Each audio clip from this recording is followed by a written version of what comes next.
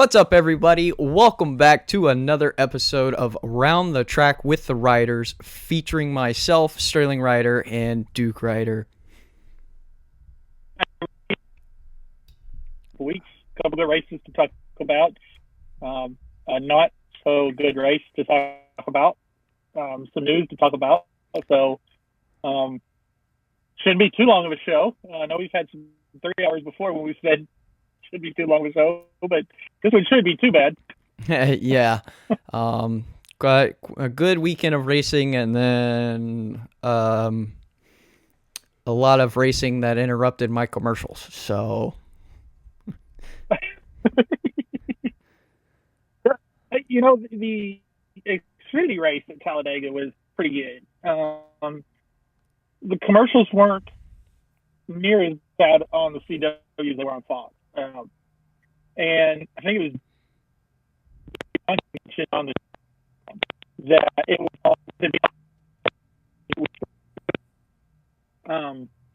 more commercial, which to me doesn't make any sense whatsoever, but whatever. Fair enough. So, quick touch on the news, as we've had a couple things there.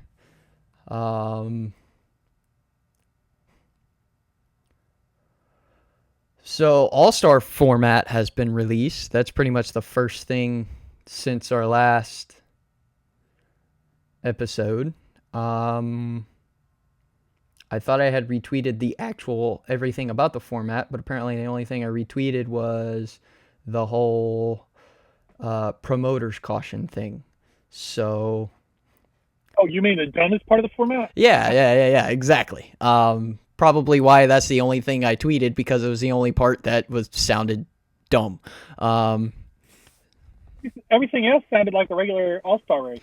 Yes, so, I mean, usual, you have the open, former champions and past season and current season race winners are in. And then there's also heat races, and then the fan vote. Your typical all-star race setup. But what's new is the promoter's caution. Go ahead. Before we talk about that, let's talk about the pit competition. This year, unlike year,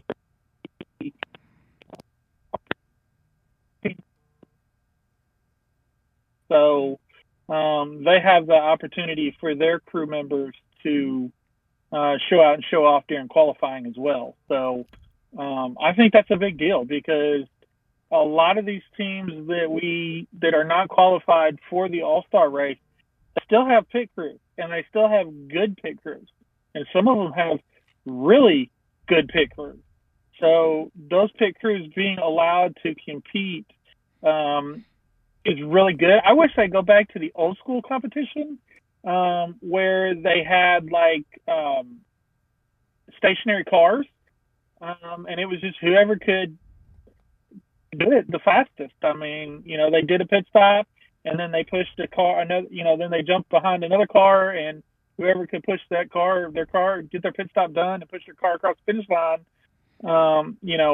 was the winner. But because all the pit crews were in it then, but this year, with all the pit crews being eligible for that pit crew competition, this is really going to give an opportunity for TV to really, really, really emphasize the importance of the crews, as well as, the personalities on the crews, because they'll interview crew members and stuff like that. So, and a lot of these smaller teams and teams that don't win all the time, their pit crews don't get that attention. So this would be really, really good, in my opinion, for the sport.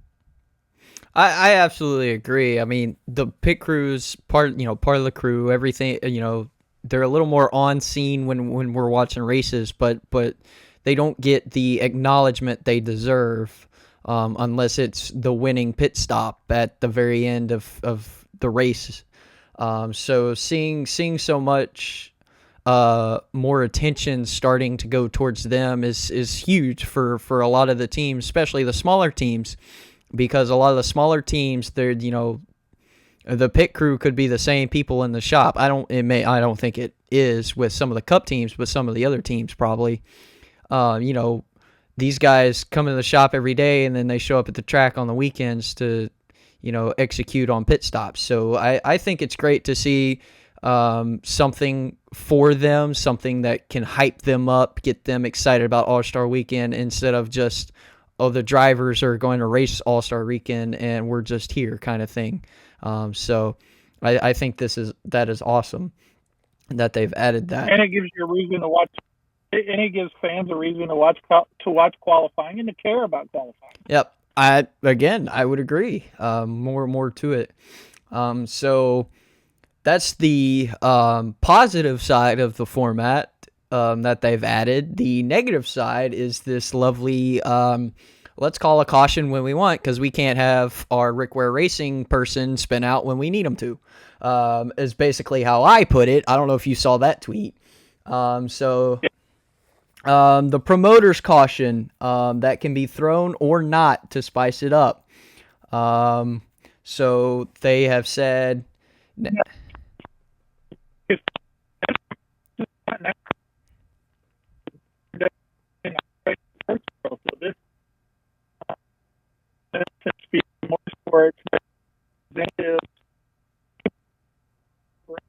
in the booth,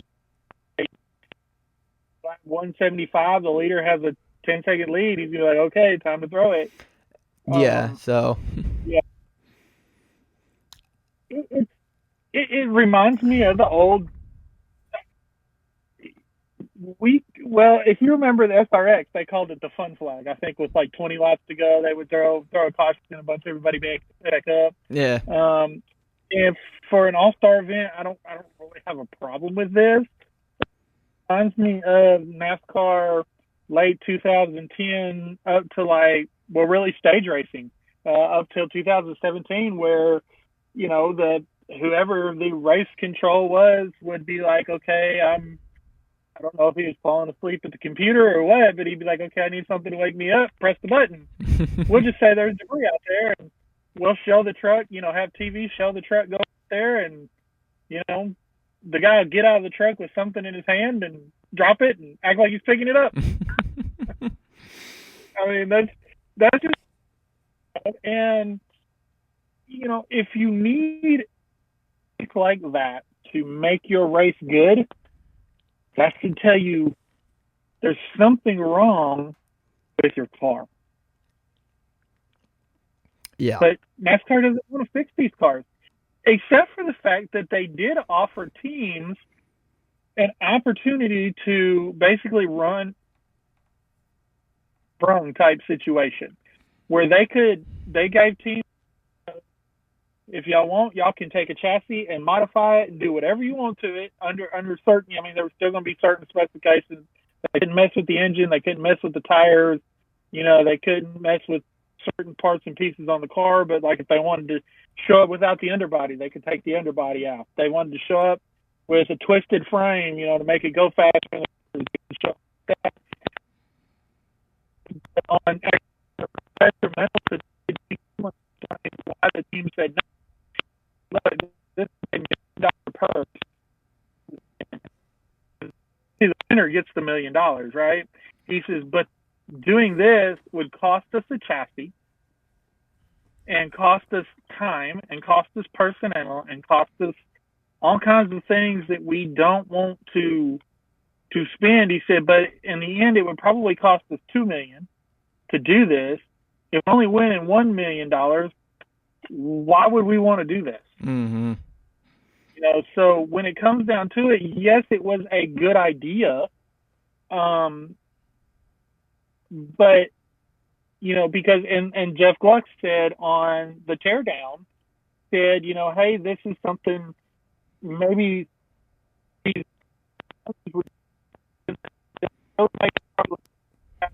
good in the corners and put on a good race where the driver could pass anybody and everybody. And NASCAR might look at it and say, oh, this is a great idea. But then when Denny Hamlin's like, well, no, this could cost me, and that's not $2 million per for his entire 2311 team. They've got 3 teams. That's $2 million per team. So he would put out $6 million to go win $1 million. Okay, that doesn't make, from anybody that has any sort of business sense, that doesn't make any sense. Mm-hmm. You're going to spend $6 million to make $1 million. That just doesn't make any sense whatsoever. But that was an option that NASCAR put out there. Personally, what I think is they should. Somebody I saw on Twitter today, and I can't remember exactly who it was or on X, and they said what they need to do is just take the Xfinity car, move it up into the Cup Series, give them 1,000 horsepower, and let them go. And to be perfectly honest with you, I agree 100% that is because the Xfinity Series, week in and week out, is consistently the best racing on track. Mm-hmm. So what they should do for the All-Star race is say, hey, go to your manufacturer, because Ford, Chevy, they all have Xfinity Series teams. Go to your manufacturer, get your Xfinity Series car, put you an engine in it with 1,000 horsepower, do whatever you want to the car to modify it to whatever, bring it, and we'll take that and we'll start developing a new car off of that. I mean, this car started in 2022, so 22. This is our 4th year with this car, and it has consistently put on some of the worst races we have seen in the history of NASCAR. Mm-hmm. You 40s and the 50s and see races, where Richard Petty's wins by like 10 laps. Okay, that's not what I'm talking about.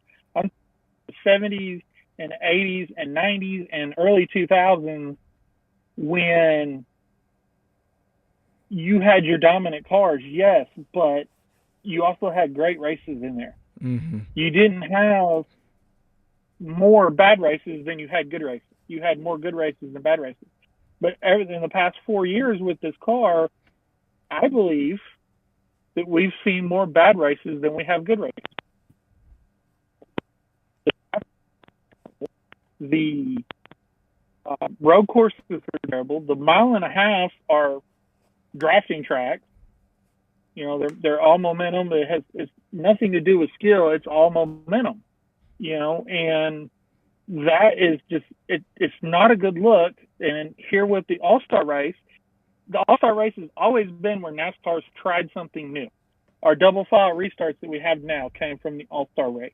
A lot of things came. The number movement came from the All-Star race that they tried in, what was it, 2020? When they went to Bristol, I think, when they moved the number back. Yeah. And realized that looked really stupid, and then they moved it forward, and it still looks really stupid, but that's beside the point. The choose rule came from the All-Star race. Of course, now the series, because the choose rule has been going on in dirt racing for decades. Double file restarts has been out there for decades.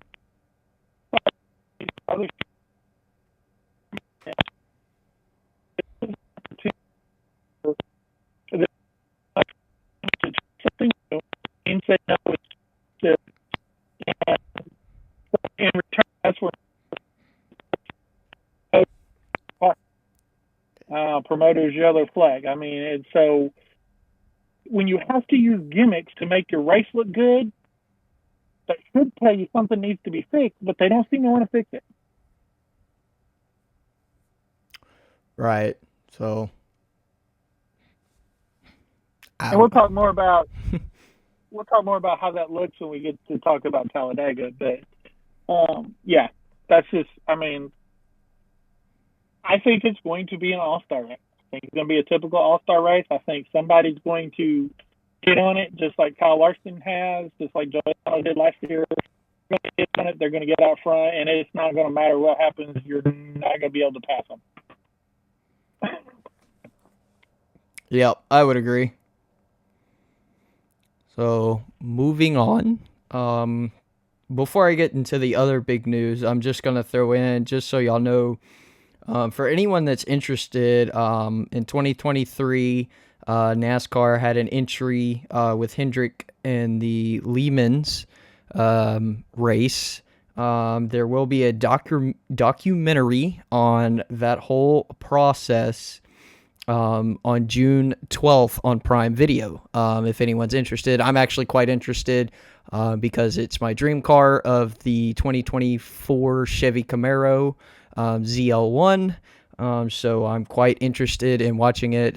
So if anyone else is interested, just wanted to plug that in. And it's pronounced Lamar.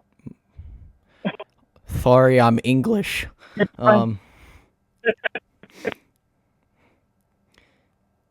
I think it's French.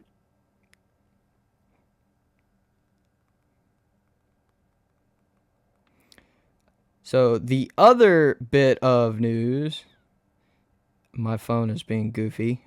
Stop it. Thank you.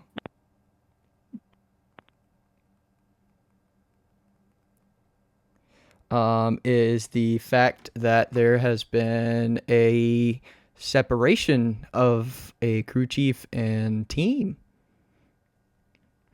of lovely Spire Motorsports, and I forgot his name. I don't know why. Rodney Childers. I don't know why I forgot his name. How do you forget his name? I know, right? Forgive me. Not expected from a fan's point of view. However, after listening to a few, the statement from Spire's co-owner, a statement from Carson, a statement from Michael McDowell, apparently it was expected. So what exactly do we think may have went down between them? Well, Rodney, I believe, was Sirius XM this morning, and from his point of view, he said, this has been, we kind of knew that something was off for a few weeks. He said it was really quiet around the shop. He's like, and usually when it gets really quiet, something's going on. Rodney's a very soft-spoken person. He's never been too loud. Even when him and Kevin Harvick first got together and Kevin was losing his marbles, they had a bad pit stop or something like that. And Kevin was losing his marbles. Rodney was always, calm, cool, collected behind the mic. And Justin Haley's the same way. Yep. Rodney, Rodney, they were talking about on Detrimental, and I'll talk about it on, Rodney's purely type. He's like, we're going to get the job done. This is how we're going to get the job done. And Justin, being such a young driver and an inexperienced driver, really needs a lot of cheerleading. And Rodney's not that kind of guy. Rodney's really, really good dealing with a veteran. I mean, when he got Mark veteran at that point. Brian Vickers was a veteran when he was crew chiefing over at Michael Waltrip Racing. And then he moved over to Stuart Haas. And he got Kevin Harvick, the veteran. But also Rodney has struggled with this car. He's got 2 wins with this car that he got with Kevin Harvick in 2022. And that's it. They have, 2020 it was 22, because 23 was when Harvick retired. So, but Rodney has really struggled with this car for whatever reason. And so, Rodney said, he's like, we could kind of see that the writing was on the wall. The team brought it, from my understanding, the team brought it to him and he agreed. So it was it really was a mutual parting of the ways. It was sometimes crew chief driver pairings don't work out. And we've seen the best of the best. So Dale Earnhardt went through crew chiefs.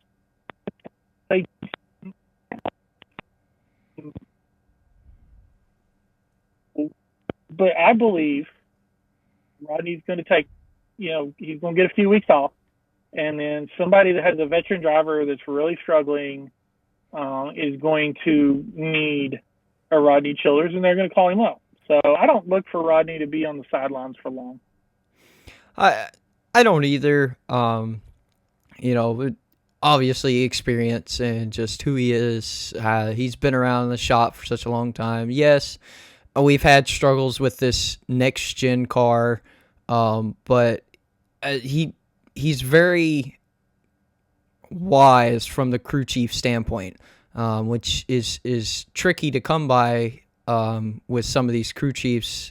So I know with his statement, he said he's going to take some time off, focus on family and friends, and see what's out there. But he also said that he wants to see what the racing world in general holds for him, and hope that it leads him into, he gets led to the right direction. And honestly, I could see exactly what you said happening. There's a veteran driver that's struggling right now that could use that crew chief wisdom from Rodney, and they may call him up in a week or so. So it's very possible. So we'll wait and see. I also think Rodney would be a good office person. He would be a good shop manager, a good team manager, because you go back and you look at Rodney and the people he run races with and the teams that he won races with, and how he was able to do it because Rodney can pick people. Mm-hmm. He knows how to find the best people and how to find the best people to put in where they excel. Not necessarily where the team needs them, but where those individuals will excel, and then he can fill all those spots. So if he doesn't land a crew chief role, I wouldn't be called a team manager or but he won't be on the sidelines for long, I don't think. Yeah, I don't either. The big question with all this is what happens to Justin Haley. He's 22nd in points, and which is, I believe, 9 spots ahead of where that team finished last year, or where he finished last year. Of course, he spent most of the year with College Racing. But is he going to? Because I know when we did our preseason podcast, we talked about all 3 of these drivers can win. Does this now move Justin off of that list, do you think? I'm gonna give a bit of a mixed answer here. At the moment, yes, because he doesn't have a crew chief. But at the same time, we've seen a team without a crew chief come out and win before. However, Justin is very talented. Don't get me wrong. I believe he could win, absolutely. But I think he's going to need a good crew chief to pull it off. So at the moment, with them kind of not having a set crew chief, I see it being a little bit of a struggle at the moment. However, once they get that crew chief in and maybe build up a bit of a bond, if they can in the time remaining before playoffs, I could 100% see them getting a win and making those playoffs. I agree. Oh, I'm not going to cut Justin short of the talent he has. He's got the talent. He's got the skill set. And the biggest thing is just he's young, and he's still kind of trying to figure this all out at the cup level. And there's quite a few still trying to figure it out just because of the car.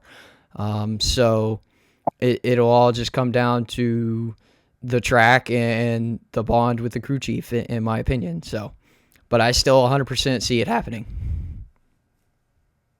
Yeah, I agree. So.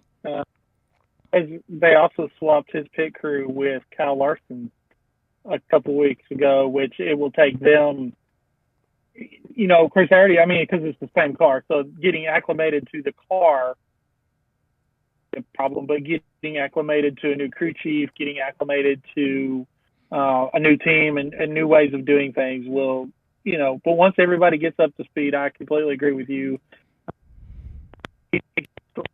For a couple and start looking, seeing where they're at, and maybe putting back on that possible win list. Yeah.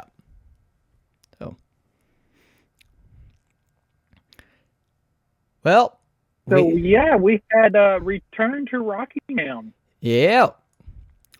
Both races sold out. I know the Xfinity race also had quite the viewership as well.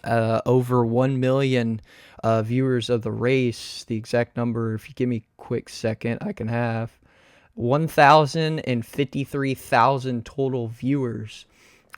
So apparently everyone was really happy we were back at the Rock.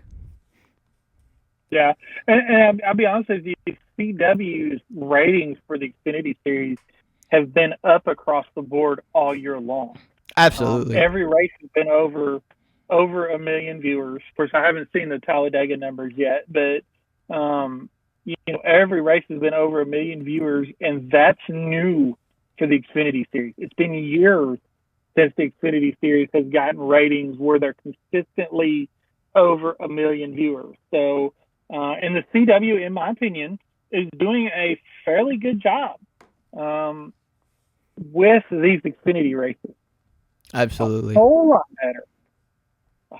better than what Fox is doing with the truck even. And I'll be honest with you, the truck race at Rockingham was really good. Mm-hmm. The broadcast, I believe, hurt truck viewership. Mm-hmm.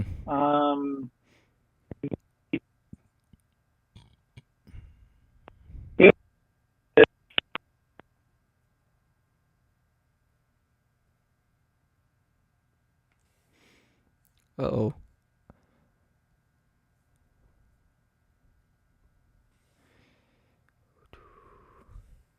Hey, one sec. I don't know if you can hear me. Apparently not. I'm gonna hit pause. Sorry about that. Some technical difficulties. Bluetooth does not want to Bluetooth very well, apparently. So we're back now. But as we were talking about truck race at Rockingham, what killed it was the booth and the broadcast. Yeah, for sure. I mean, I can't remember who was in the booth. I think it was Kyle Busch, because they've been, of course, Fox doesn't go to the track with the truck series. I think they usually do for Daytona, and then usually it's back to the studio. Was it Kyle or was? I'm pretty sure Carson was in the booth. Actually, was it Carson? I believe it was Carson Hocevar. Because I remember when they went to the booth video and we saw them in the booth, he had a Dale Earnhardt jacket on. Okay, you're right. So, right. Well, I will say Carson saved that race. Oh, from the booth. 100%. He took over for a while. He took over play-by-play, and I tell you what, for somebody that doesn't do that on a regular basis, he knocked play-by-play out of the park. I would absolutely agree. He did really good. I thought it was somebody else until I heard his name, and then I saw the picture of the booth, and I was like, that was Carson the whole time? Like, I was shocked and in disbelief of how good it was compared to, some of the, normal broadcasts.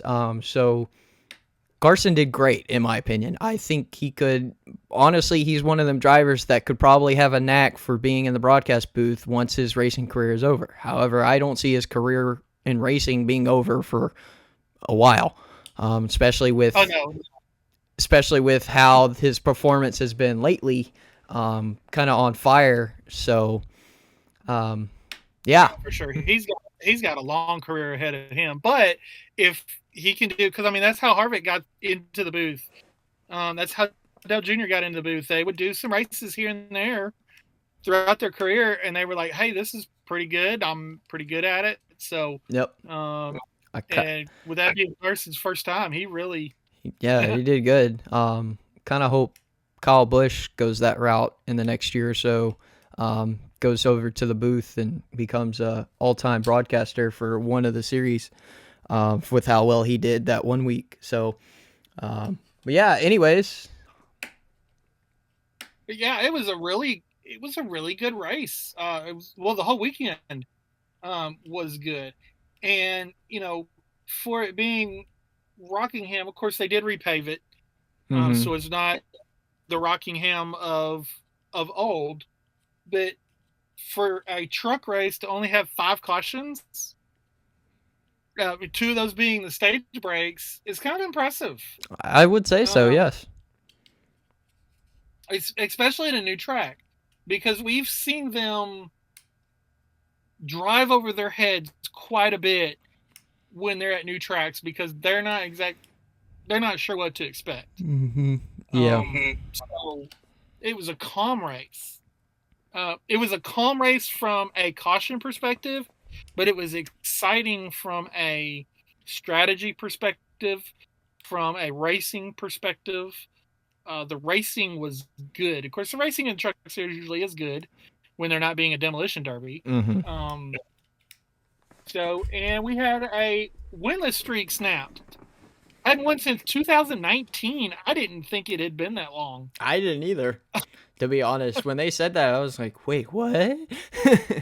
So, yeah. Yeah, because I thought he won his race. I thought he won in like 2021. I think so, yeah. And they were like 2019. I was like, are you serious? He's one of those we thought was, yeah, he'd had a little bit of a slump for a couple of years, but we didn't think it had been that many years, especially with the way he normally runs towards front for, most races of the season. So, yeah, and he started out last year really good in his first year with McAnally Racing, and led the points for quite a bit, and then like the bottom fell out. Yep. But he gets back to victory lane. They gave him another year, and I think that's kind of been part of his problem is being able to stay with the team consistently. He gets a year here, a year there, a couple years here. So hopefully with this win, it solidifies his time in that 18 truck, and they're able to continue to move forward to give him that opportunity because he seems like a really good kid. I would agree. Yep. So, and he's matured a lot. I mean, you go back, the kid that won in 2019 is not the kid that won in 2025. I mean, so. Yeah, absolutely. So, yeah, Tyler Ankrum gets it done, winning the race. Jake Garcia, runner-up. Quite an impressive run by the kid, in my opinion. Yeah, he needed that. I mean, that's a career best. Yep. For him. So Daniel Hemrick comes in third. Raja Karuth comes in fourth. Much needed top 5 with his ups and downs at the beginning of the season. He's starting to find his rhythm here about midway through the season, which is good for him because he's kind of one of my playoff picks. Grant Infinger finishes 5th. Caden Honeycutt with another good finish in 6th. Jack Wood 7th. That's a name we don't normally see up here. Corey Heim 8th. Connor Mozak 9th. I do want to point out Connor was sideways. He was the reason for the first actual caution, I believe. And then I'm not going to even try and say his first name, but Ruggiero comes in 10th. Giovanni Ruggiero. I didn't even get his last name right. My apologies. So solid top 10. Corey Heim had fastest lap. Well, it looked like that was going to be Corey's race to win until that last caution came out. And kind of jumbled up the field.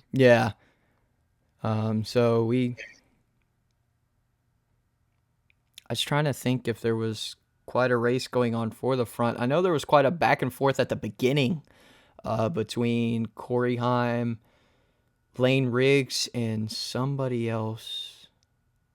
Well, Lane Riggs dominated the first two stages.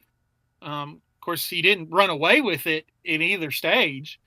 But then when Corey Heim got the lead, Corey was driving away for the most part.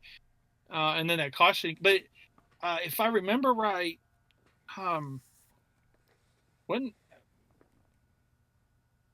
want to say that Chandler Smith and Lane Riggs were running him down when that last caution came out, and of course, that screwed everything up. But, yeah. Late cautions usually do cause somebody that had a potential of winning a win, but I was very impressed with this race and how the drivers handled themselves, and all that. So it was a good race, though. I agree. It was indeed good. So moving on to Xfinity. It was also a good race, but at the same time, it kind of had some problems. Yeah, there was some crazy cautions, and Casey Kane, poor Casey Kane, seemed like he was in almost every single one of them. Yeah. He comes back to the Xfinity series, and they're like, "Hey, Casey's back." So they go to say hi, and instead of saying hi, he just gets caught up in their mess. Yeah. But yeah, it was a good race, and I tell you what, Ryan Sieg at this race was as impressive as he has ever been. He led more laps than he's ever led in his career. And he was up front. Pit strategy ended up, doing him in. Because that again, that last caution. Yeah. Kind of screwed everything up. Well, next to last caution, because he was caught up. No, next to last caution, because of pit strategy, he got behind and got caught up in that one wreck. So, it was really good to see. Of course, we've talked about Ryan Sieg, and we're both Ryan Sieg fans. So, but it's good to see him because he was legitimately leading this race. Mm-hmm. He wasn't leading because, he hadn't pitted yet. He wasn't leading because, there was a massive incident that took out 3/4 of the cars. He was leading because he drove up there and took the lead. And when we see these smaller independent teams do that, those are the teams that we cheer for because we want to see these guys win, because we want to see these guys stay in the series. Mm-hmm. Because winning brings sponsorships. Sponsorships help teams stay in the series. Jeremy Clements has won a couple races. That's why he's still racing. So, it was really good to see that. It was good to see Harrison Burton running up front again. It was good to see. I got to look, see who was in the 26 car that won the second stage. Dean Thompson. Okay. Dean Thompson. We've called Dean Thompson out a few times for being the week's what an idiot. Yeah, we have. In the truck series. I mean, he was, and when he was in the truck series, he was pretty much the weekly scheduled, caution. So he won a stage. That's impressive. I tell you whose wheels have not been underneath them all season is William Sawalich. We talked about the Xfinity series. He is in Joe Gibbs' equipment, and he can't catch a break. The only break he ever catches is when something in his car breaks. Yep. That's the only break this kid has caught. Now, is he overrated? I don't know. But he's making rookie mistakes. He's making bad decisions. He's getting caught up in other people's mess, and stuff's breaking on his car, where Joe Gibbs normally doesn't have stuff break on their car. So I don't want to write him off just yet, but he's going to have to pick you up. Well, to be honest, I don't think the incident at Rockingham was entirely his fault. Yes, he slid up just a little bit, but the person that was in the way, in my opinion, needs to stop racing. Yeah. Look, now I will say that she did come out, talking about Catherine Legg. She did come out. She did say that there had been some threats against her and some very, very bad comments. Okay, and that's unacceptable. Okay, I don't care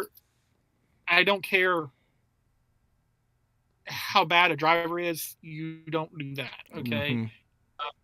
Quinn Huff didn't get death threats that I remember, or sexist comment. Of course, Quinn was a guy. So, but okay, female or not, she's proven she doesn't have the talent to do this. I understand she's driven an Indy car. She's driven in an Indy 500. But guess what? She's wrecked. These cars, and Kyle Larson will tell you, these cars are a whole lot different than an Indy car. They're built different. They have different horsepower. They different steering, different everything. There's nothing same about them. I get it. She was good in IndyCar. Okay, I'll give her the credit because I've seen that. When it comes to a NASCAR car, Xfinity or Cup, either one, I'm sorry, she doesn't have the skill set needed for these cars. No, for sure, not yet. I mean, and putting her in the position she was in is kind of unfair to her. I know she's taking what she can get, mm-hmm. but she's not in quality equipment. She's in equipment that's going to be hard to drive. Yeah. And you ask any of the drivers that's driven this, like Ross Chastain. Ross Chastain was not always in top tier equipment. Right. And he'll tell you that equipment is harder to drive than top tier equipment.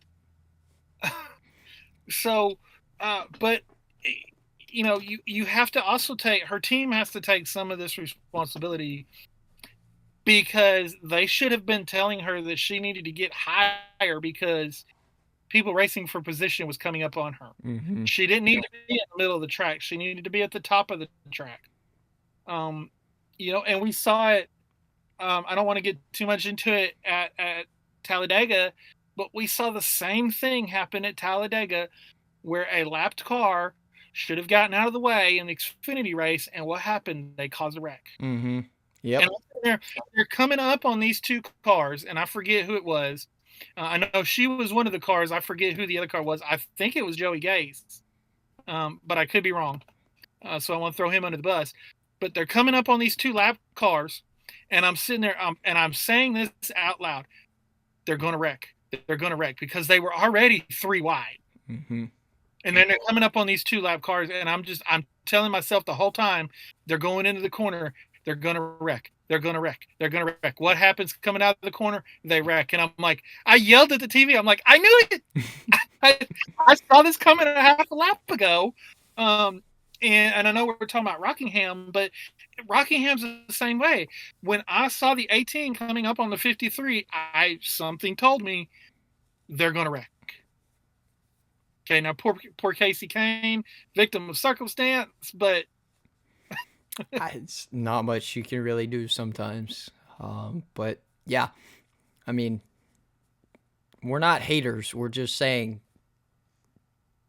either get some more practice outside of racing, outside of the official races, or kind of put that steering wheel back on its shelf. Do what you... And see, I don't care male or female.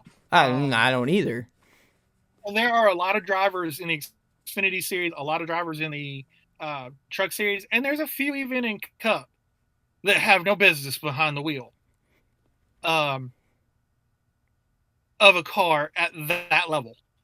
You know, I'm not going to run down names, but I could. I mean, I could sit here and run down. I could run down the entire finish list of the Xfinity race and name names of people that have shown they have no business behind the wheel of a race car at the highest levels in the sport. I agree. And she is one of those.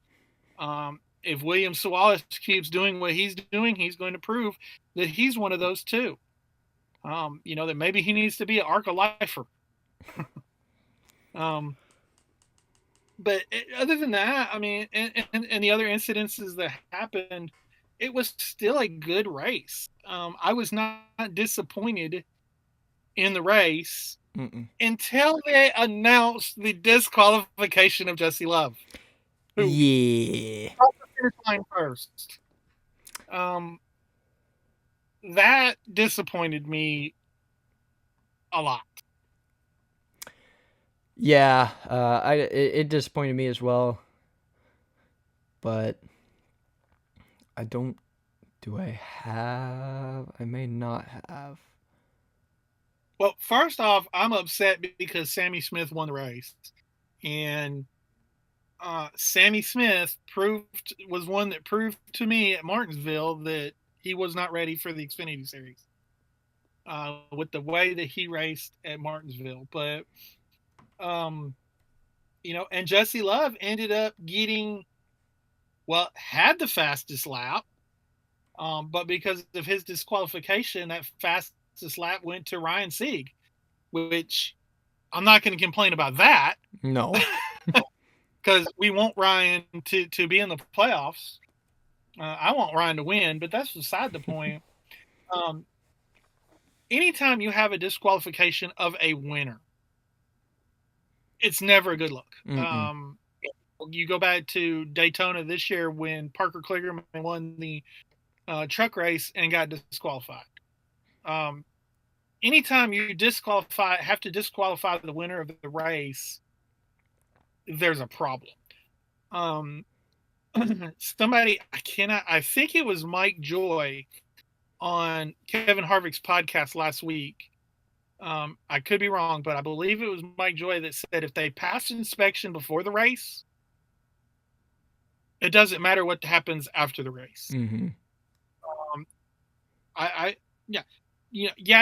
want to check and make sure there's not any additives added to the gasoline or added to the engine, or any kind of crazy stuff going on.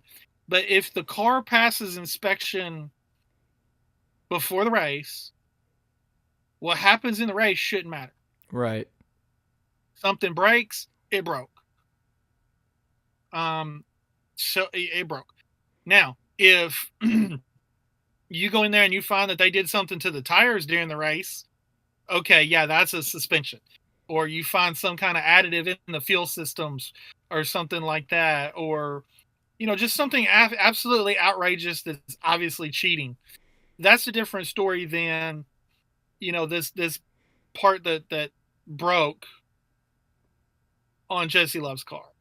And we'll talk about Talladega and a couple of suspensions at Talladega. Okay, suspensions or disqualifications from Talladega. Okay, one of those, I'm like, okay, I get that, but neither one of those should have passed inspection. Right. So if they don't pass pre-race inspection, obviously they're not going to pass post-race, but if they pass pre-race, that should be it. Yep. Just check the major things, and leave the minor stuff alone. Let the winner be the winner and move on. But Jesse Love's disqualified, which makes Sammy Smith the winner. Parker Retzlaff in second, which impressive for that team. And that was not luck. He qualified up front and ran up front most of the day. So Harrison Burton, the same thing. He qualified, about mid-pack and then ran up front most of the day. So He finished third. Brendan Poole in fourth. His best run, I believe they said, since he was in the 48 car several years ago. I think that was a Chicken Assy car, if I'm not mistaken. Taylor Gray in fifth. Austin Hill sixth. Josh Williams in the seventh. Oh, man, he needed that. 100%, yeah. Especially after coming off of pneumonia for the past month or so. Yep. Jeb Burton in eighth. Daniel Dye ninth. Jeremy Clements with the top 10. Dean Thompson, I mentioned him earlier, finished 11th. And then Casey Kane, mentioned him. He rebounded after being caught up in everybody's wreck to finish 15th. But yeah, a good race. Oh yeah, I forgot to mention Justin Bonsignor was also disqualified, which it really didn't hurt him much because he finished would have finished 36th anyway. So, he and his was the lug nut rule. He had 2 loose lug nuts, and that got him disqualified. Just quick non-rant on that. We're getting stupid. Disqualification, and they don't have to be on the same tire. If he's got a loose lug nut on the front right and a loose lug nut on the left rear, he's got 2 loose lug nuts, he's disqualified. Okay. That's just kind of stupid. I would agree. I understand their safety, view of it all, but if the Xfinity and trucks are still 5 lug nut cars with their tires, one lug nut not fully tightened isn't going to make the tire fall off. So stop it. Honestly. At least a disqualification, 3 lug nuts loose on the same tire. Yeah, I would agree. Because you got 4 tires on the car, you could have 4 lug nuts loose, 1 on each tire. That should not be a disqualification. I agree. But if you've got 3 loose on 1 tire, yeah, DQ. I got no problem with that. But, so, yeah, that's. But again, we returned to Rockingham. You mentioned that both races were sold out. Camping was sold out. And the racing was good. Was it spectacular? No, but it was good. With it being a new surface, it was really good. As that surface wears and gets older, it's going to get really, really good. Yeah. Almost to the verge of great. I will say, I agree with what a lot of people are saying. Let's not make the stupid mistake and take the Cup cars there. I would agree with that one. Until they fix whatever problem is on the short tracks with the Cup cars, let's keep them away from Rockingham, because then your truck race, your Xfinity race sells out, your Cup race is half capacity. NASCAR goes, we're not going to race anymore, and moves all 3 series away from the tracks. So let this be a standalone truck Xfinity race weekend. Encourage the Cup drivers to go race in those series. Yep. Well, I just want to point out real quick, Anthony Alfredo said pretty much what you're saying now, is the return of Rockingham was proof that standalone events are great for Xfinity.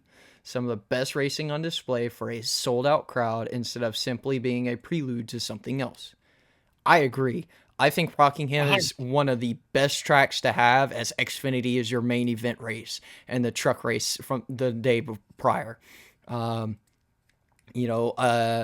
Larry, one of the guys I race with in the H&N iRacing League, has become a pretty good friend of mine. He was there. He was in the infield for Rockingham for the truck race. Dude had a blast. I was jealous of how much fun he had. Obviously, I'm jealous just because he went in the first place, but from the videos and pictures I saw, I was like, man, do I wish I could be there right now. So that tells you just how well, from a fan's perspective, how awesome the race was. And honestly, I wouldn't mind seeing, as bad as the All-Star races have been at North Wilkesboro, I wouldn't mind seeing that be a standalone truck Xfinity weekend too. Just because the Cup cars aren't good. Yeah. Those All-Star races have not been good. Kyle Larson led most of the year he won. Joey Logano pretty much ran away with it last year. Yep. They've not been good. So I love seeing these old tracks come back on the schedule, but maybe let's bring them back for Truck and Xfinity only. Yeah, I would agree with that. And I would even say Gateway would be one of those tracks as well. I would say that too. Oh, that is like the closest track to home, so that would also kind of stink, but at the same time, it could actually benefit more. Yeah, but Nashville's the same distance. Fair They're enough. both 5 hours from where we live. Fair enough. Never mind. We can go to both. So, moving on, Talladega. Before we actually jump into the race, I want to talk about some background things with good old Cletus and Dell Jr. If you guys haven't seen, there was almost a whole hour video of them goofing off at Talladega backstretch with the number 3 Dell Sr. Truck that Cletus has bought. Carson, if you haven't seen, Carson Hocevar also owns one, but Cletus also owns one, and he's done a few modifications to it. Man, watching the clip of Dell Jr. take off in that truck and burn it down was awesome. People are saying this is a start of a Dell Jr. and Cletus relationship that could get Cletus into one of Junior's cars. Oh, and of course, listen, he was on Dale Jr. Download this past week as well, and listening to that, really, I think that's a great thing, because if you have watched him in his ARCA races, he ran Daytona, had a terrible race at Daytona. I mean, he was caught. He had a Rockingham Casey Kane at Daytona in the ARCA car. If there was a wreck on track, Cletus was in it. Yep. Talladega, he finished top 10. He finished 10th. He had an excellent race. He had half as many people watching his YouTube stream as what watched the Xfinity race at Rockingham. He had 500,000 people watching his YouTube stream, him in the car on NASCAR YouTube's channel. Yeah. Yeah, it was crazy how many viewers he pulled in just from that. Personalities like him is exactly what NASCAR needs. Cletus McFarland is 2025's version of Ricky Bobby. Yes, I can so agree. I didn't know who this guy was until he ran Daytona. Mm-hmm. And when they interviewed him after the race, I'm just sitting. I didn't hear half the interview because I was laughing so hard because it was great. It was exactly what you want from a driver. He thanked all his sponsors, just like you'd expect a driver to do, but he made it fun. He made it. It was the old '80s Bill Elliott interview. So soaring around Daytona like a bald eagle. Yeah, I mean it was an old '70s, early '80s Dale Earnhardt interview.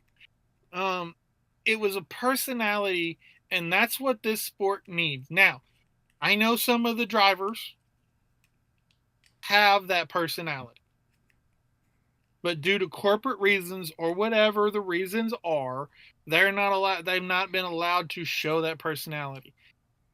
Cletus coming into the sport hopefully it opens up more opportunities for these drivers to show that personality, because he is 100% what this sport needs. He is a Dale Earnhardt Jr. turned up to the Rock volume. Mm. And when I say the Rock, I'm talking about the wrestler, The Rock. He is a Dale Earnhardt Jr. turned up to that volume. And it's great. I love it. Absolutely. So the burnout marks that were left from the lovely burning down from Junior is very visible during the race. Dale Jr. tweeted, he said, "Wait, you can see that? Somebody get a picture and send it to me," which somebody did. So you can go see. I've retweeted it, but that's actually pretty funny. But Cletus is returning. Go ahead. They mentioned those burnouts or the marks on the track during the ARCA race when they were talking about him. I sadly haven't watched the ARCA Talladega race yet, but I definitely will since Cletus was in it. So Cletus is returning to the Bristol race in September for ARCA, so looking forward to his return once again. That's going to be quite the opposite of what we've seen so far, from a 2.5 mile super speedway drafting track to a itty bitty half a mile short track with some big old banking. So I think that's going to be quite the fun viewing. I don't know if they're going to have another in-car camera for him again, but I kind of hope they do, just to see what he may do during the Bristol race. Oh, for sure. So now we'll talk about the actual Talladega races. Well, we kind of did talk a little bit about the ARCA race, but the ARCA race was an ARCA race at Talladega. I'm not surprised. Really, all you follow that was about it. Follow the leader. Yeah. Oh. But the Xfinity race, wow, raise your hand if you're surprised that Austin Hill won again on a drafting track. No, but I will raise my hand if you're surprised. Well, I don't really know how to put it, but I feel like if there had been instead of the caution being flown, I understand it was, and I think it was good that it was, but what do we think would have happened if we had stayed green and the 3 cars that were 3 wide kept racing? Yeah. Well, here's my problem with that caution. Okay. It's the last lap. It's the biggest track in NASCAR. By the time the caution light came on, almost every single car had already passed Zillage, who was down on the bottom. Mm-hmm. Yes, I understand they need to get medical to Zillage ASAP because that was a hard hit. Mm-hmm. Okay? But all the cars were passed. Go ahead, send your emergency workers out there, because guess what? If they make it back to the line, which who knows what they would have or not, if they make it back to the line, by the time they get back around to turn 3, they're not going to be at full speed. They're going to be slower than caution speed even. Mm-hmm. So at that point, let them race, because you're at a track that's big enough you can get that safety team out there. Right. Okay. If they wad them up on the front and you need to send that safety team out there, okay, throw your caution there. But it was a single car incident and everybody had already passed, and it was the last lap. Now, if it was on the next to last lap, absolutely throw the caution. Yeah. But on the last lap, at that point in time, I don't think the caution was necessary, because the safety vehicles were already right there, because it happened right there where the safety vehicles are parked. Yep. And it's the last lap. Nobody's going to be coming back around at full speed. Right. So you get plenty of time to get to him. And if he is injured, which, I mean, that was a concern there for a few minutes after the race. If he is injured, the safety crew is already right there. It's not going to make a difference. Yeah. because, whether the caution is out or not, it's the last lap and all the cars have already gotten by. So send them out. I mean, other than that, you got to feel for Jeb Burton, though. Yes, absolutely. They're a mid-pack team. They can run anywhere from 10th to 20th every week. They don't get a whole lot of chances to win, and he was inches short of winning. When I thought they threw the caution, he was ahead. I agree. But when they showed the replay and they actually showed where the caution lights came on, at that point, they didn't have a good angle.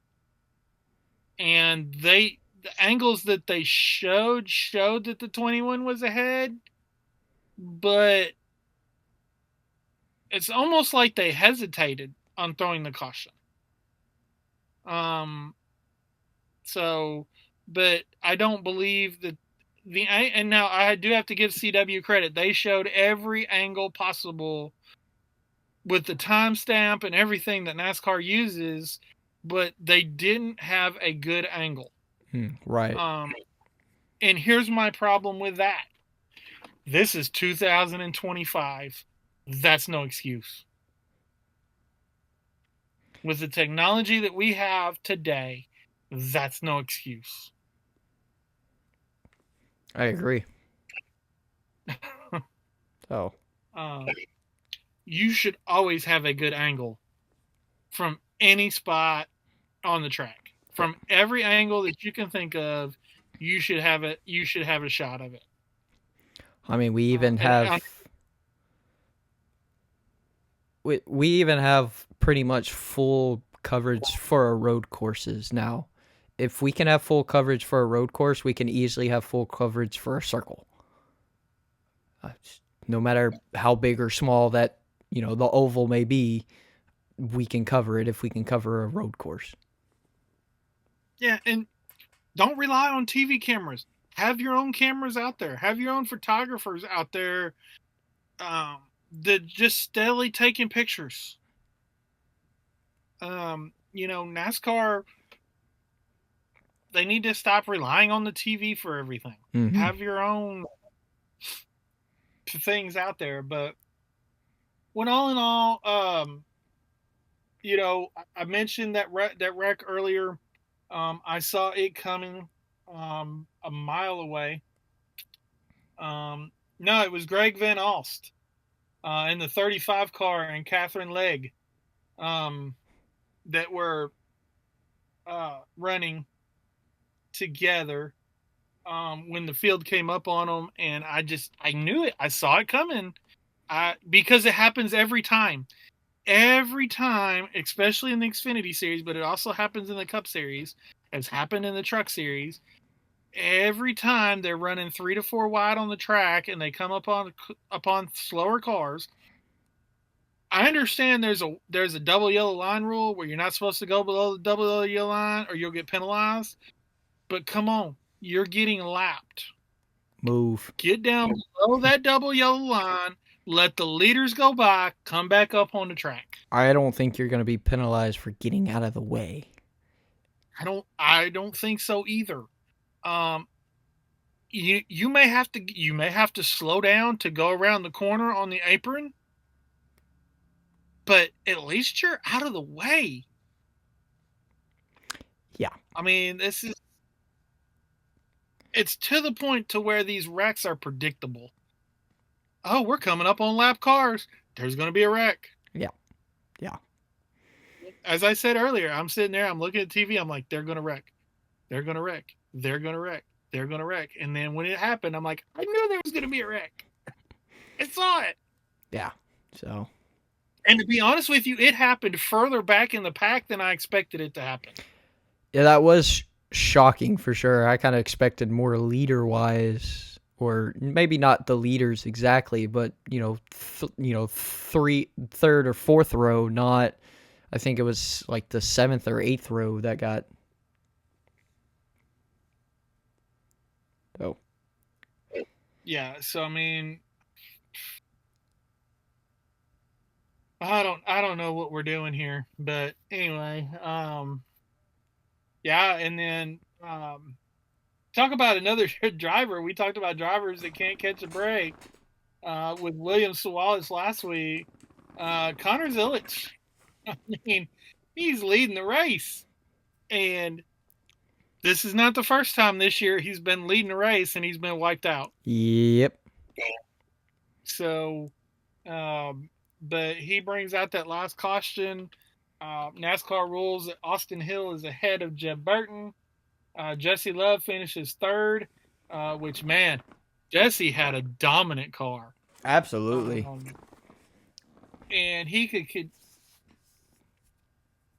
you can tell, because this Jesse Love, you can see a lot of Dale Earnhardt Jr.'s ability to control the race when he's out front in Jesse Love, because back in the early 2000s when Dale Jr. would get up front at Talladega, it didn't matter if they were 4 wide. He could go back and forth and control and just stay up front. And Jesse Love has that same ability to do that.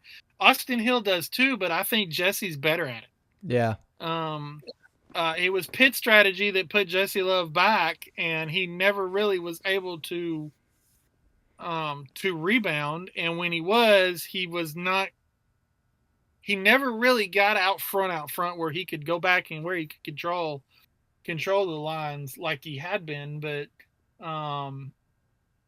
still, Jesse Love is going to win a lot of races, and I think he's going to win a lot of these type of races. Just like Austin.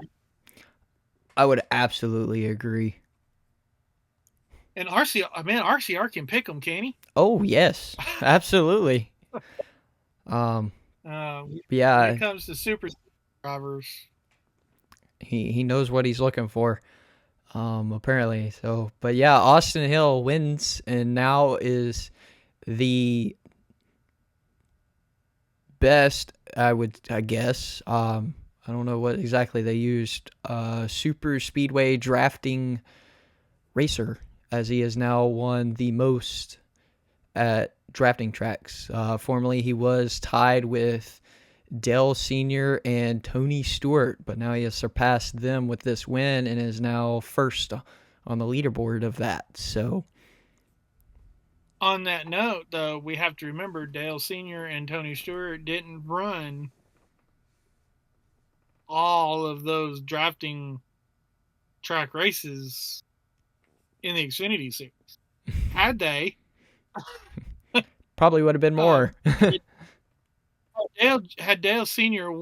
ran every Xfinity nationwide, well, back then it was the Busch Series or Grand National Series, race at Talladega and Daytona, Austin Hill, he'd have more than Austin Hill's car number. So, yeah. And Tony Stewart the same way. If Tony would have ran every race for the 20 years that he was in the sport, he would have had Austin Hill's car number and wins. So, but Austin's been doing this for a while and he's good at it. And he also has 2 more opportunities a year now than what Stewart and Earnhardt had, with there being 6 on the schedule. Yep. But yeah, I mean, he definitely has the talent. I mean, he's not one that I would bet against at these types of tracks for sure. Him or Jesse Love, either one. Nope. Honestly, if Xfinity had a fantasy lineup thing, I'd make sure I have them saved for every super speedway race. Absolutely. As we mentioned, Jeb Burton second, Jesse Love third, Justin Allgaier fourth, Matt DiBenedetto with a really good run in fifth, Anthony Alfredo the same thing in sixth, Blaine Perkins in seventh. Good run for Blaine. Of course, Jordan Anderson Racing always runs well at these tracks. So to see Blaine and Jeb up there, not a surprise at all. Harrison Burton finishes 8th, which that's the driver that's not a surprise. I mean, he won Daytona last year in the Cup Series, so to see him run up front at these types of tracks is not a surprise. Sheldon Creed 9th and Daniel Dye 10th. Taylor Gray, and man, I hate to say this about Taylor Gray in that 54. That's one of his best runs of the year, finishing 11th. Yeah, pretty much. I mean, we expected him to come out and just make some noise, and he's been nowhere to be found. Yeah. Your fastest lap for the Xfinity Talladega race was Jeremy Clements, in 26, who finished 26th. So interesting, I would say, but yeah. Yeah, I want to talk about Ryan Sieg again too, because Ryan Sieg was running up front. He led some laps again this week, and then he got caught up in somebody else's mess. Once again, he got caught up in that crash that with the lap down cars. When they're running through all the cars, and I saw him, I was like, Ryan, say it ain't so. Yeah. Which is kind of how I felt about the whole daggum Cup race. Yeah. I feel that. So with fantasy, we're able to pick 6 drivers. We got 5 drivers in our lineup and 1 in the garage for those of you that don't play fantasy, right? When you're not even to the end of stage 1 and 3 of your cars are out of the race, there's not much you could do about that. Yeah.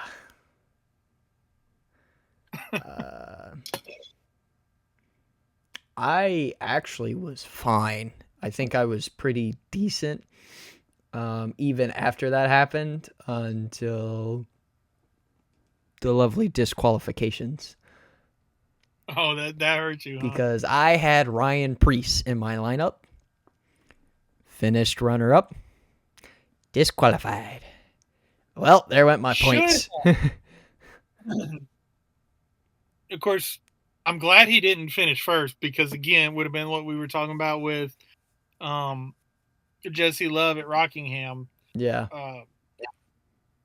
So Ryan Preece was disqualified, and Joey Logano, who finished 5th, was disqualified. Okay. Joey Logano, I mentioned earlier, I said one of them should have been a penalty. And I agree, because he was missing a bolt. Yes. In his spoiler. Okay. Well, that when we talk about checking things, pre-race and post-race, that's one of the things that I would expect them to check, because the spoiler is a vital part of the race car. Yeah. Especially at these tracks. Okay. So he's missing a bolt. Okay. I can see that suspension. Okay. Or not suspension, but disqualification, because that bolt was there during pre-race inspection. Okay. Whether it fell out through no fault of the team, or whether the team took it out purposely or whatever, disqualification. Ryan Preece's car never should have passed pre-race inspection, having that other jam under the spoiler or whatever. I don't even remember what it was, but anyway, he had 3 when he was only supposed to have 2. Right. Okay, that never should have made it through pre-race inspection. That was something that they did so they could pass pre-race inspection. The people doing the inspection should have caught that and said, "Hey, if you've got this in your car at the end of the race, it's going to be a DQ." And let it. So I've got no problem with Logano's DQ. Of course, never got a problem with Logano DQ. I know that's so biased, but the Ryan Preece thing should have been caught in pre-race inspection. Yes. Or at least an official walking down pit road before the race started should have caught that. But you talk about a rough day for RFK Racing. Ryan Preece was the bright spot for a couple hours. Yep. At least until inspections were done. So first caution comes out in pit stops. Okay. Brad Keselowski, the people in front of him slow down a lot faster than he thought. He tried to slow it up, kind of lost it, and caught Kyle Busch, who spun, they kind of spun back down, caught Ryan Blaney, killed poor Ryan's car. Just barely, too. It was the smallest little snip, and it tells you how much these cars tear up. Right there, two of my fantasy lineup cars with Kyle Busch and Ryan Blaney. Ryan Blaney's out of the race. Kyle Busch is, barely hanging on to the lead lap. Yeah. So anyway, that was a crazy caution. And in my opinion, an avoidable caution. Which we'll talk about that when we're done with the lineup, and I'll go on my rant about this kind of racing. As you did during the race. Yeah. Then we get the restart, and we're coming to the end of the stage, and Denny Hamlin spins out Christopher Bell, who's leading, who takes out Chris Buescher. The two leaders of the race just spin down to the inside. Wicked hit by Christopher Bell, kind of reminiscent of Connor Zilic the day before. Yep. Head-on into that inside wall. If you actually go and watch very carefully, there's a video out there that slowed it down, but part of the car, the right front lifted off the ground a bit. I don't know if NASCAR has fixed some of the issues with that immediately flipping the car up, but thankfully it did not flip and came back down onto the ground. So I think Bell got the lucky end of the stick there on that crash. I think the reason that happened was because they weren't up to full speed. I mean, they hadn't ran a half a lap, hadn't gotten up to speed yet. So that's probably what saved that. If they'd have been up full speed in the draft, he probably would have went over. Yeah. That's a fair point. So, but yeah, and that was what Denny said. Denny was like, "Man, I barely touched him. We weren't up to speed. That shouldn't have happened." But needless to say, it did, and took out the two leaders of the race and brought us our last caution for incident. The only other two cautions after that were for the stage breaks. Yep. So, which, we can talk about that for a minute. Okay, this racing looks great on TV. Four-wide racing looks great on TV. And if they were running full throttle, it would be great. But they start talking from lap one. Kevin Harvick, Clint Boyer, Mike Joy start talking on lap one about how they're running half throttle, saving fuel. Yeah. On lap one. Okay. I don't care how good it looks on TV. That is not racing. I agree. Now, they're towards the end of the end of stage one.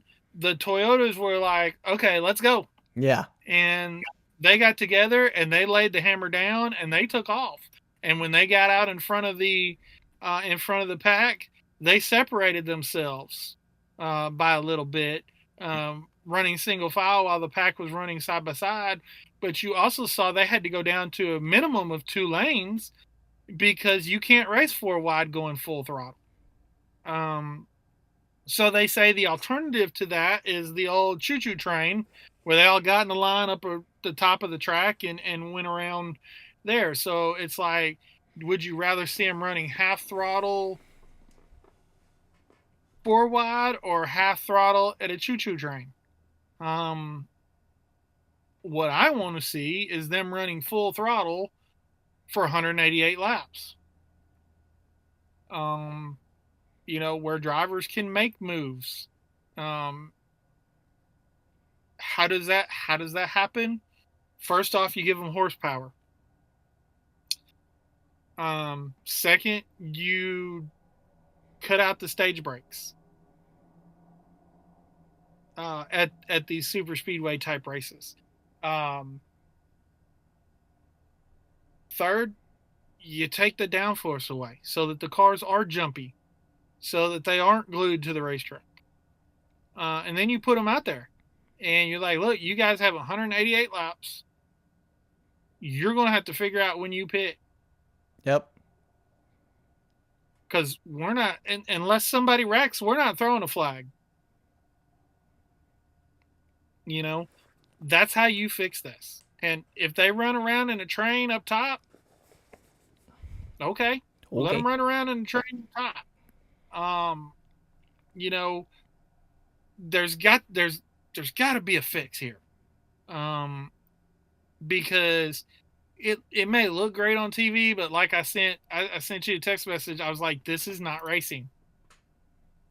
This is driving around in rush hour traffic, not in a hurry to get anywhere, saving fuel. That's not racing. So anyway, that's basically my rant about that. I'm not sure. I give my ideas of how to fix. Oh, and take the underbody off of this car. That's going to stop your flips. Yep. Too. And like I said, give them horsepower. Man, 1,000 horsepower on these tracks. Now, yeah, 1,000 horsepower on these tracks. Yeah, they're not good. They're going to have to run full throttle. Yeah. So we come down, you know, they start running after that final pit stop. They start running full throttle, and they're running too wide. And we come down to 2 laps to go, and they run those 2 laps, and nobody makes a move. Nobody even attempted. I mean, William Byron had Alex Bowman right behind him and didn't pull out. Yep. There was a couple times in the last 5 laps where Kyle Larson had an opportunity to either get behind Byron or in front of Byron, and they make a move.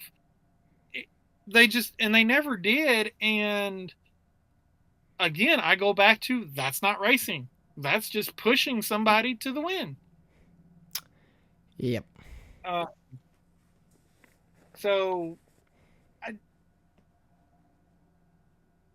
I don't know. I go and I can watch races from Talladega in the 90s.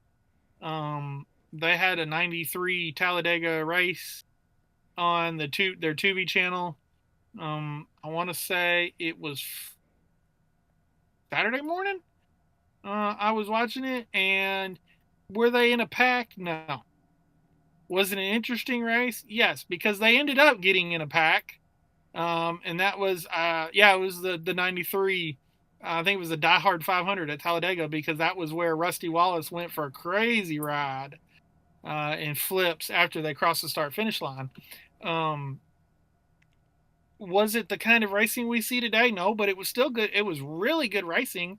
It was compelling racing, unlike what we saw at Talladega yesterday. I agree.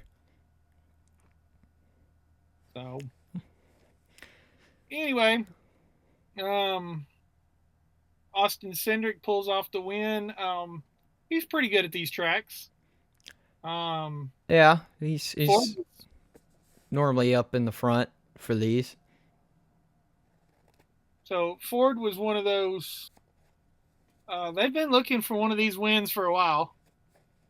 In one of these tracks, and they haven't been. They've ran up front, but they haven't been able to get that win. I'm not much of an Austin-centric fan. I call him Mr. Nepotism. But he's not a bad race car. He's come a long way for sure. I would agree. From what he was when he first started in the Truck Series many years ago. Yeah. Because of the disqualification for Ryan Preece, Kyle Larson finished second, William Byron third. Because of the disqualification of Joey Logano, moved Noah Gragson up to fourth. Good run. He needed that. Yeah. he was up for. He was in the top 15 all day, Hmm. pretty much. Chase Elliott got 5th. Once again, we see Hendrick Motorsports really kind of strutting their stuff here. 3 cars in the top 5. Yep. All 4 in the top 10. Yep. So Carson Hocevar 6th, Alex Bowman 7th, Bubba Wallace 8th, Daniel Suarez 9th, and Austin Dillon 10th. Dillon's really good at these tracks as well. Yeah, we saw him at front for a bit. Yep, Michael McDowell 11th. I want to talk about the Toyota pit debacle, which it really wasn't Toyota's fault. Carson Hocevar pitted with the Toyotas. Yep. And him and Bubba were able to get up towards the front, and even Tyler Reddick was able to finish 14th. But Ross Chastain kind of messed up their plan a little bit, getting in front of them and kind of slowing their line down. Obviously, he was trying to help himself, but it kind of backfired on him and then hurt Everyone Toyota's else. plan. So I do want to, throw in that, Carson Hocevar pitted with the Toyotas. That was quite a gamble, in my opinion. When they were talking about it, it's like, why he's in a Chevy? Why is he wanting to pit with the Toyotas? Plus, when they were talking about in the booth, he's such and such seconds back. Can he make that time up getting to the pits and out? Well, he did even. Kid executed, and so did his pit crew, because he came out ahead of all the Toyotas. So that was a huge. It was a gutsy move. It was win-win. Absolutely. So huge gamble that really paid off, and I've sometimes, especially at tracks like these, since nobody wants to maneuver around, it really pays off if it works. So huge shout to that move, because that put him top 10. Spire has that alliance with Hendrick Motorsports. Mm-hmm.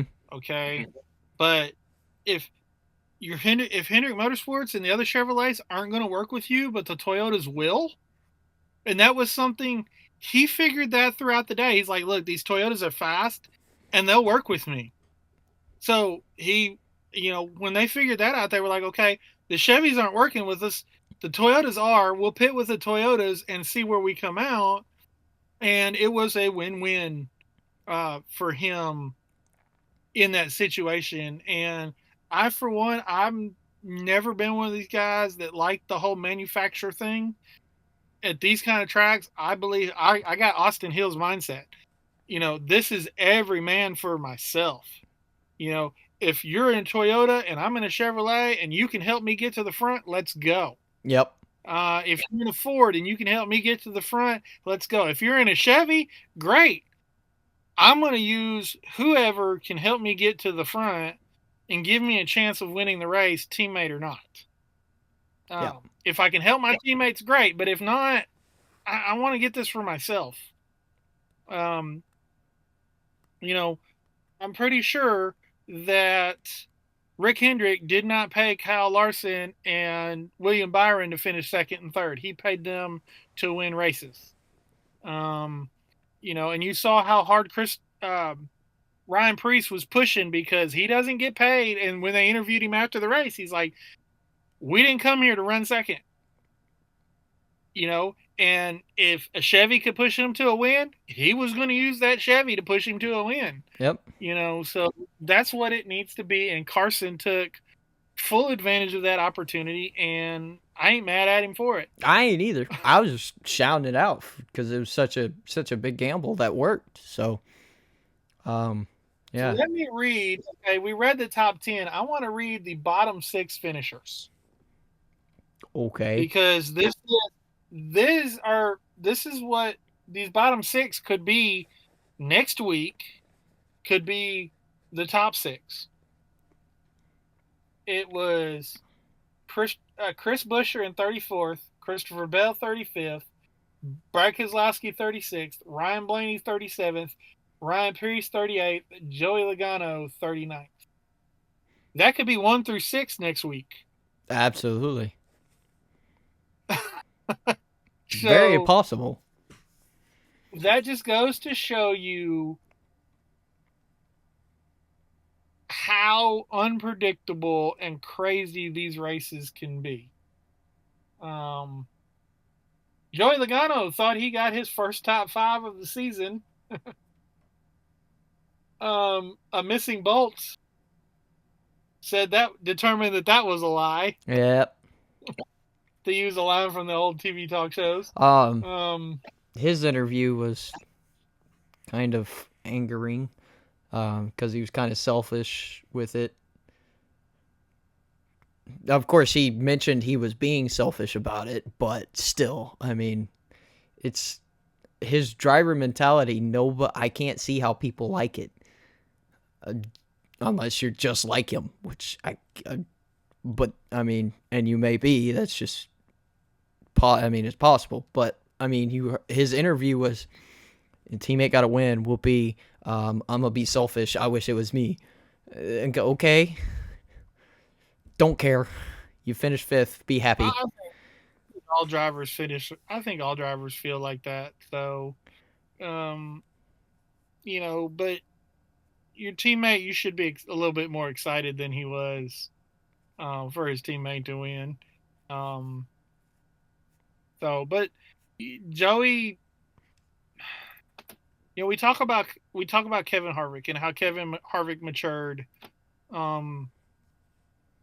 as he got older and as he had kids and all that. Talk about Kyle Busch and how Kyle Busch has matured. Since he started a family. We've talked about even Denny Hamlin has matured, since he's had kids and stuff like that. A lot of these drivers, as they get older, they mature. Joey's still the same Joey that was in 2018. Joey's still the same Joey that was in 2015. When Matt Kenseth and him, when Matt ran him up into the wall after he spun Matt out. Joey has not matured. He may have matured as a person, but as a race car driver, he is still the same arrogant driver that he was back in those, like I said, 2018, 2015, when he was pushing everybody's butts. He's still that same guy. Yeah. And I guess that some fans endure to that. But younger fans may think that's great, but it doesn't set a good example as much for the young drivers that are coming up in the sport. I can't win, so nobody else needs to either. I mean, because I mentioned Kyle Busch. Kyle Busch used to get mad if he finished second. Yeah. Okay, now if he finishes second, he's like, man, I needed that second place. Yeah. Joey, as bad as, yes, Joey won the championship last year, which he would have been 15th in points had there not been a playoffs. But he has not run good this year. So to not be happy with a 5th place finish shows that immaturity still. Absolutely. But yeah. Anyways, I don't know if we mentioned it, but Michael McDowell, fastest lap. So.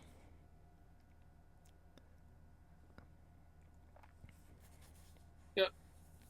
Good. Good to see that. All right. Fantasy.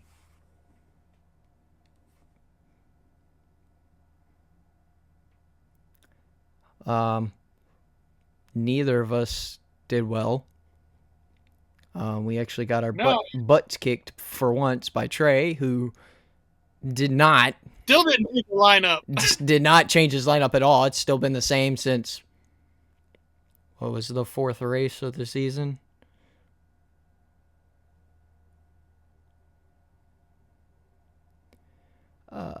Phoenix or Vegas? Phoenix. I don't think he's changed it since Phoenix.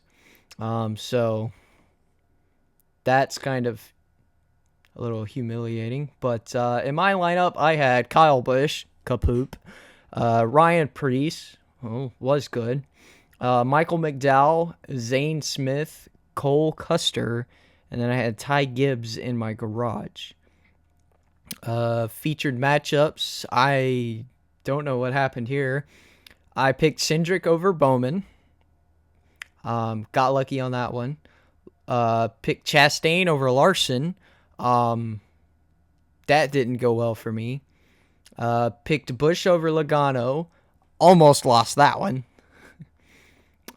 Picked Dylan over Gregson, and I lost that one. So I was 50-50 on them.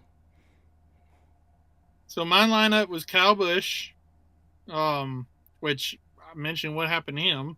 Michael McDowell, Christopher Bell, mentioned what happened to him. Denny Hamlin, Chase Briscoe, and then I had Ryan Blaney in the garage. Well, Ryan Blaney was the first one that got wrecked out.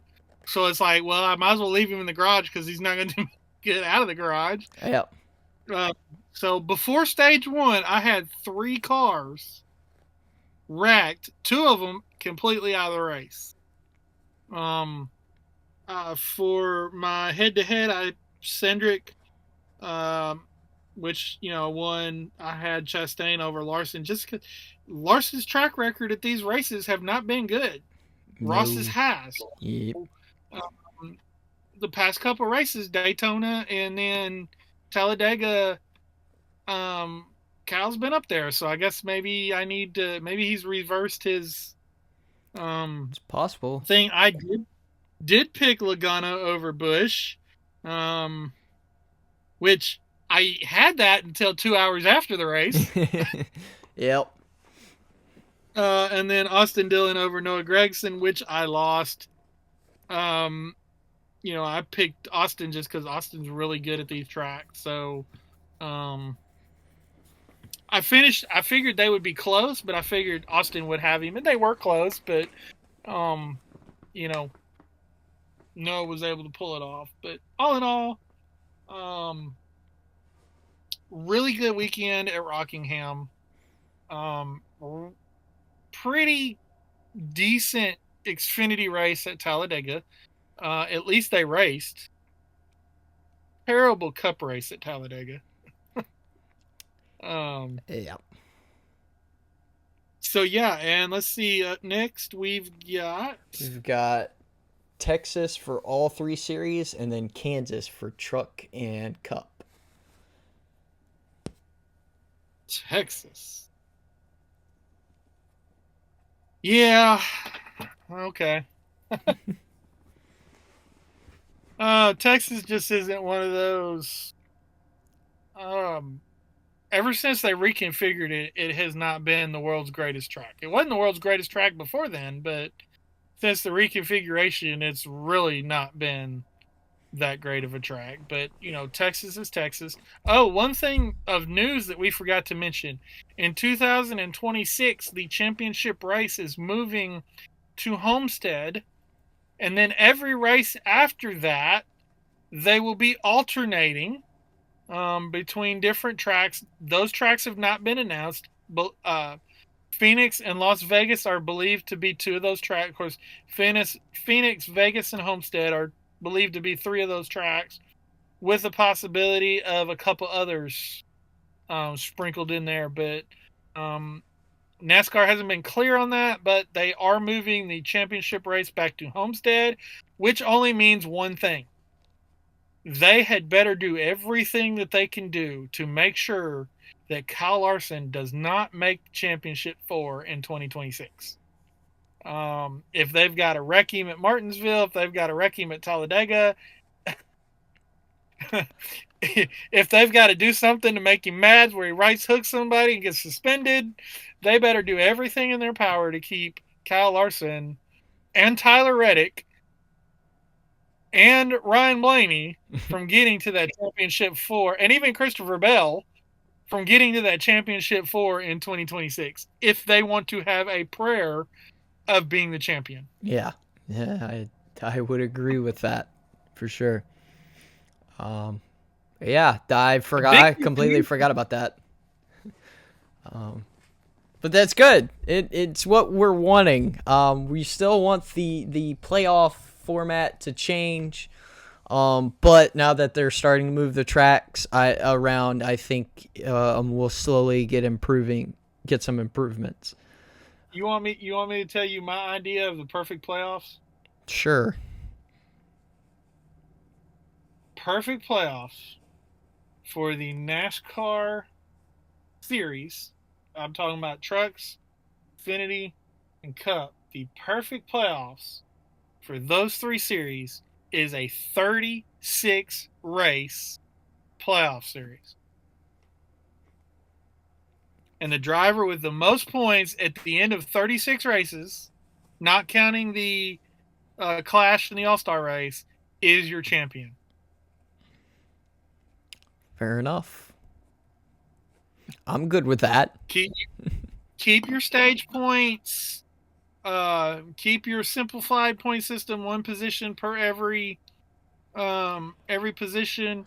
If you want winning to count so much, give the winner of the race 10 bonus points or 15 bonus points.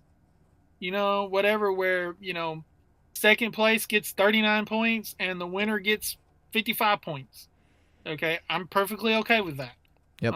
But we gotta get rid of gimmicks altogether. I agree.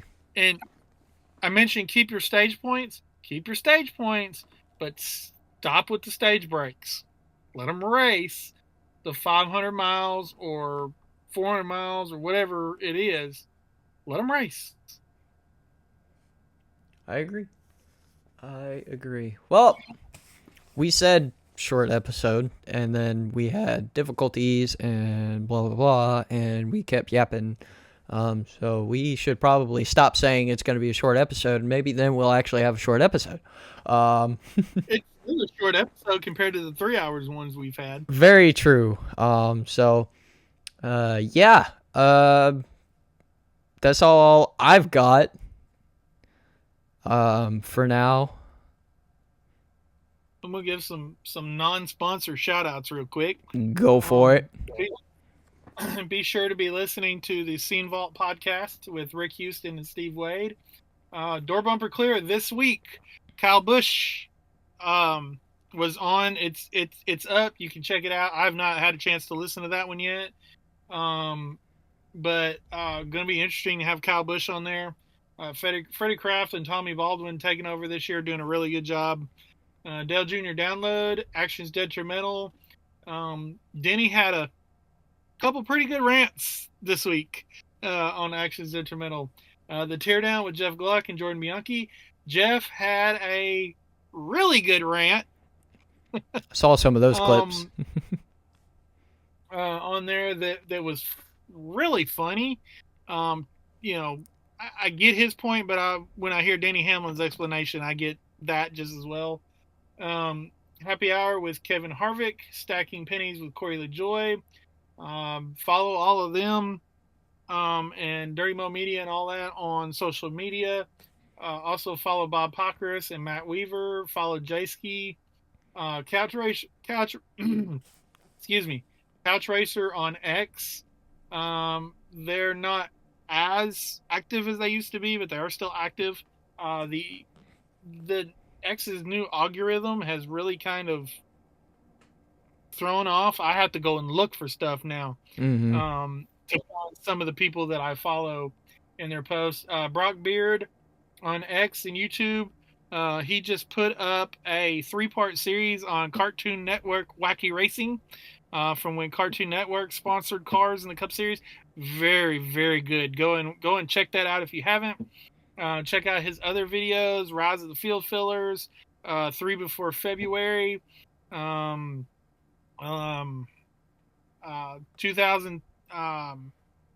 2001, I can't remember the name of the series, but it's 2001, The Forgotten Stories of 2001, 500 Days, I believe is what it's called. Really good stuff on there. Almost got a chance to meet them. They were coming through Arkansas on their way to Rockingham They stayed about an hour away from where we live.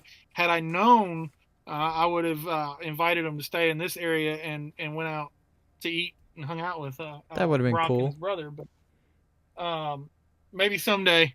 And then, of course, our favorite, CircleBDiecast.com. On that note, have a package coming in tomorrow with a very special car in it.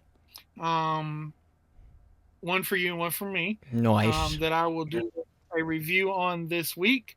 From the looks of things, right now it's going to be a one-time only car. So we will see. People have lost their minds. These things are going on eBay for a lot, $600 or more. One idiot had it on there for like $2,000. I think sold, it was like $1,200, and it was the regular. I think it was the regular version with one autograph. And I was like, "You're not gonna sell that one for that." Yeah. So, but I've seen the dual autograph that we have arriving tomorrow. I've seen them on eBay for $500 and $600. So, and it's not even the elite. Yeah. So. We'll have that review coming up. And then, of course, H&N TV on YouTube, which is SterlingRider's iRacing League. Which you got a race coming up tomorrow night, don't you? I do. By the time this is uploaded, it'd probably be the day of. But Talladega, 85 laps, 3 sets of tires. I don't know fuel percentage. Yeah, I ain't fuel saving. I'm a gas and go, okay? Just letting y'all know. I don't think anybody in the league really understands the fuel saving anyway. And to be honest, I don't either. I think it's a bunch of baloney, as we've talked about, so I'm not going to do it in the race. Except under caution, because that's when I'll actually fuel save, because that's when I feel like it actually does something. So, yeah, look out for that. First race of the playoffs. So you win. Starting with Talladega, yeah, it had to be a wild card race, of course, to start. And then Chicagoland next week, USA International the week after, which we should have another episode out by the time that race is right before or the time that race has been ran. And then that Friday after USA International, which is a short track if y'all didn't know. So that's going to be a lot of fun, is Las Vegas, the championship race for the Final Four. So I'm hoping I can Go win Talladega. That way you lock yourself into the Final Four. Either Talladega or USA International, because I have like 4 modified wins at USA from the week they had it for that series. I took off with those cars. I was impressed at how well nobody could get past me. And if like I started on the pole for all but one race, and I started third for that race, and it took me maybe 10 laps to get around second and first place. And by the first place stayed with me for a while, and then the way those tires kind of wear out, you can easily slide and end up sideways, and sadly, because of some lap traffic, he ended up sideways, so I kind of took off after that. So I'm hoping if I don't get it done at Talladega, I can get it done at USA International, but we will see. I'm excited. Finished third in regular season points. I'm sitting 5th in playoff points. Again, another reason why I hit the whole playoff in NASCAR Cup Series, or NASCAR altogether, really. I hate it. I think it's dumb. I should be third. I shouldn't be 5th when the playoff points reset. But again, there's bonus points involved, so that's probably why, because I don't think I got a single bonus point for the regular season. But yeah, looking forward to it. It's going to be a lot of fun. So that being said, I'll finish off the rambling with our sponsored and partner shout-outs. You got Dubby Zerless Energy Blend. Fun fact, the live stream of the race right before we boot up, I'm going to be opening a Dubby package. So excited about that. So check them out for your energy drink needs, full of good energy and nutrients. Rankest Rope Ranch Wear, of course, your Western and rodeo style mix. Undrdog Athletix, UDX, your athletic apparel, faith-based apparel. And then follow Him Apparel, your regular faith-based apparel. All their links and what code to use for each sponsor is going to be in the description down below, so make sure to check them out. Also, all of the podcast and X handles, Twitter handles, that sounds weird calling them X handles, Right. will also be in the description down below, along with our Twitter handles.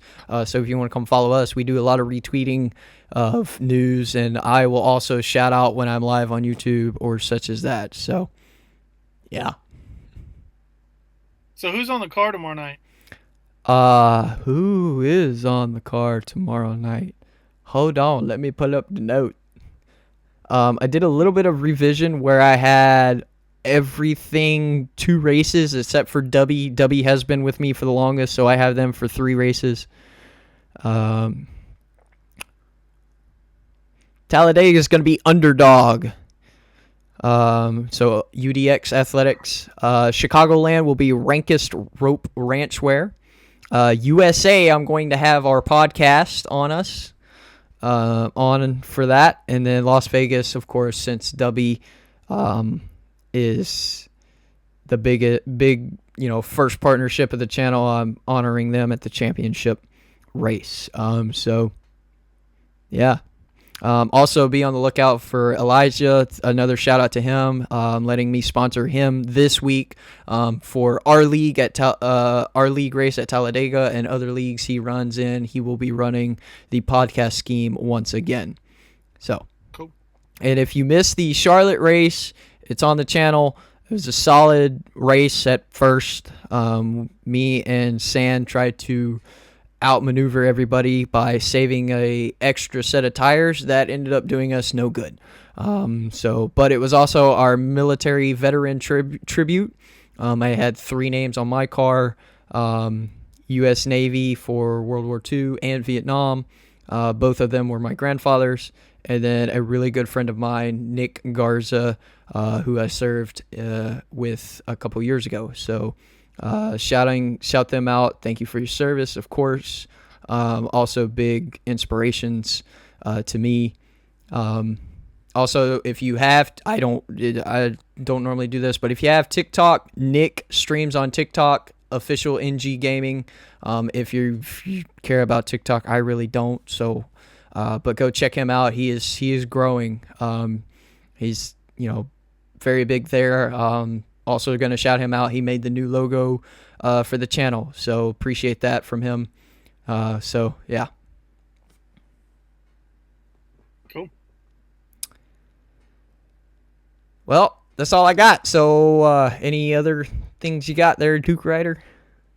No, y'all just have a blessed week. Keep an eye on the channel for upcoming streams and upcoming events. Hit that thumbs up button, please. That helps get us in front of more viewers on that homepage. For people pull up, they like racing, will pop up because they've searched NASCAR. There you go. Hit the subscribe button if you've not subscribed. Hit that bell icon so that you know whether we're live or whether we've uploaded a new episode of the podcast or something, diecast review or something. Just hit all that fun stuff. Share this.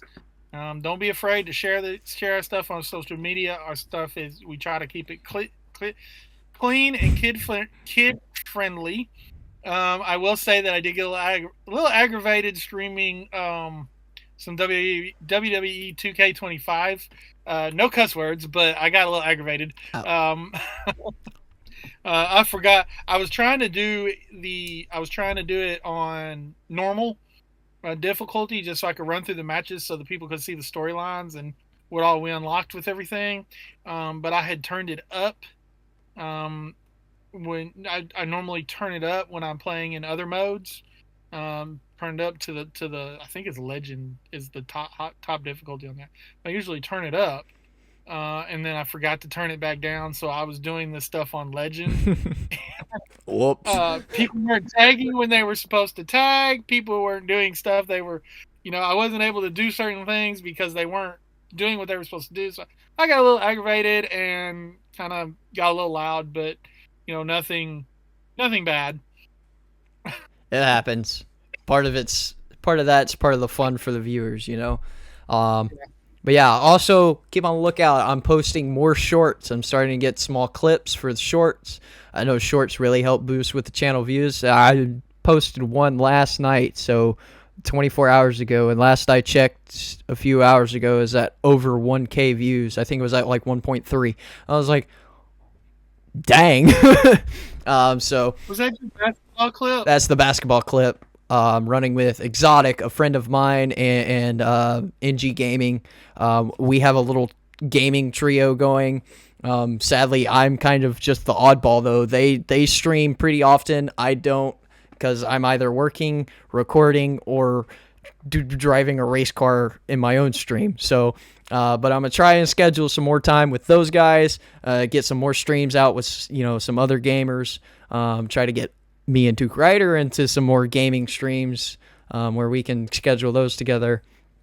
But yeah, so more content, trying to push it out. We're trying to get there, but it really helps if you hit the like button to push us out to more viewers. It supports the channel a lot, and we can get our hands on making more content and it not be as big of a struggle as it is right now. So anyways, thank you guys. We will see you after, what was it again? Kansas. So Texas and Kansas, next 2 races. Until then, have a blessed week. Have another blessed week after that. And yeah, we'll see you then. So with that being said, peace out. Right on. God bless.